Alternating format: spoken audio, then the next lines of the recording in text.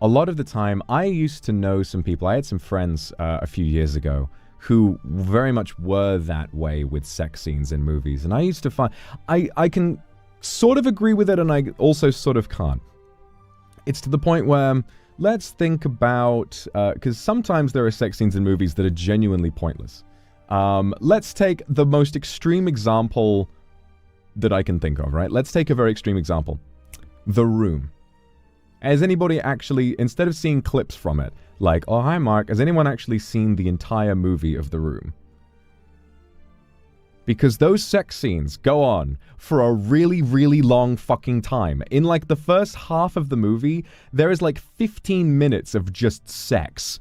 15 minutes of really bad simulated sex. There are like 4 different sex scenes and they are pointless and they are, what's the word? Derivative. They drag the film out longer than it needs to be and the film is trying to portray like a relationship falling apart, but then it will just cut to a sex scene where they seem to be getting along just fine, or at least that's what Mr. Tommy Wiseau would like us to think, although we know that the actress in that scene refused to shoot more than one sex scene with him, and so the second sex scene with Tommy Wiseau is recut using footage shot during the first one, which is really quite sad for her, but a bit hilarious in a dark way.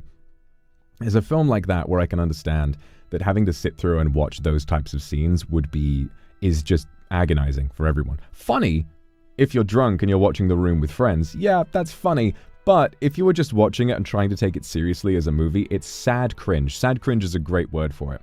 But then obviously we have Oppenheimer, which has the sex scenes being there as a method of showing us the kind of person that he was, and also trying to show the horror through the eyes of Kitty Oppenheimer and the way that she would have had to sit in that, in the conference room, not the conference room, like the, or interrogation, what's the word? The hearing room, and then have to listen to the details of her husband having had an affair and all of that kind of stuff, and showing that and the discomfort of seeing, Slack!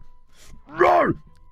The discomfort of seeing these characters, like, naked and awkwardly having sex with this really eerie music going on, it adds to the horror and it helps you get inside her head in a way. And so there, in no way are sex scenes always a bad thing. And I would say in film, rarely should they be intended to arouse. I find that the most arousing stuff in film tends to be, unsexual. I would say that it tends to be stuff, well, I mean, let's think about, sort of non-sexual sexy stuff like, yeah, everyone, the way, like, if evil, why hot? Like a villain sort of pinning somebody up against a wall in the middle of a fight scene. Like, that's how I think movies should be arousing. I think that sex scenes are kind of like vehicles for the plot more than anything.